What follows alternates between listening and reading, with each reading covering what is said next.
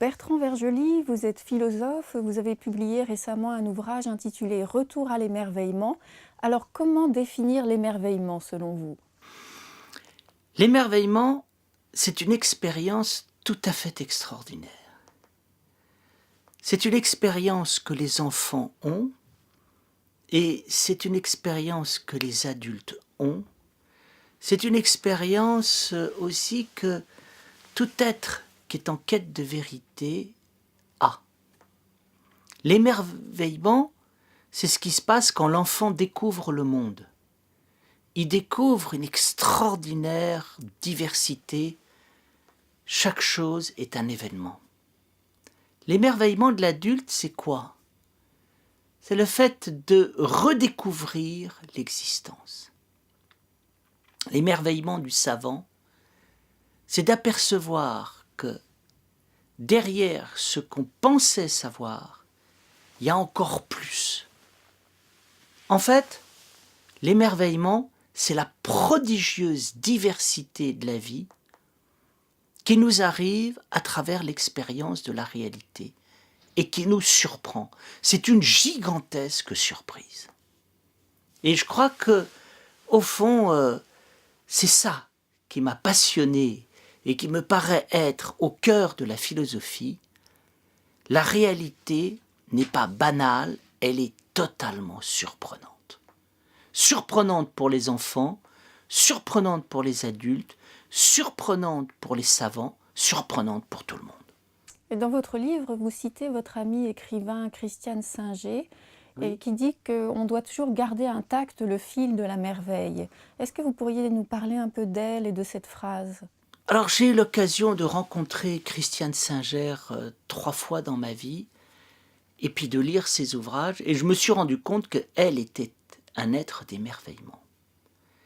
Et l'émerveillement, c'est le lien avec le réel.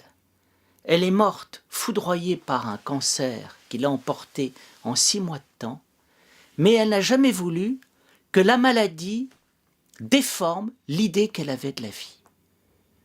Je pense que sa vie est une belle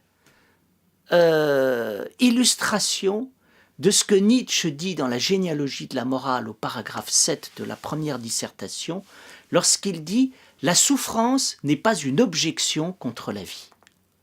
Eh bien, je pense que Christiane est quelqu'un qui s'est efforcé de dire que le cancer auquel elle était confrontée n'était pas une objection contre la vie. Et que si on maintient le rapport à la vie, alors on a compris l'essentiel. Sartre a dit un jour « Nous n'avons jamais été aussi libres que sous l'occupation ». Il voulait dire que l'occupation n'est pas une objection contre la liberté. Étil Soum, au cœur des camps de concentration, explique « La vie est belle » et dit « Le nazisme n'est pas une objection contre la vie ». Eh bien, je pense que Christiane Singer s'inscrit un peu dans cette même lignée, magnifique, qui demande une grande force de pensée. Le cancer, les éléments négatifs de la vie ne sont pas plus importants que la vie.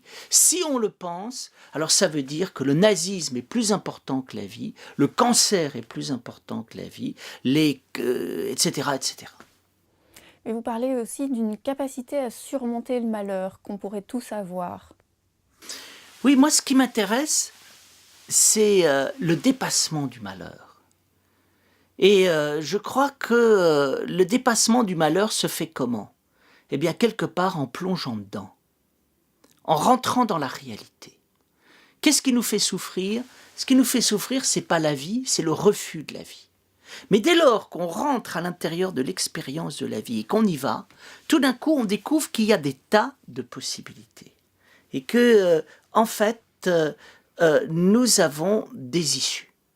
Donc c'est ça qui m'a toujours passionné dans l'expérience de la vie.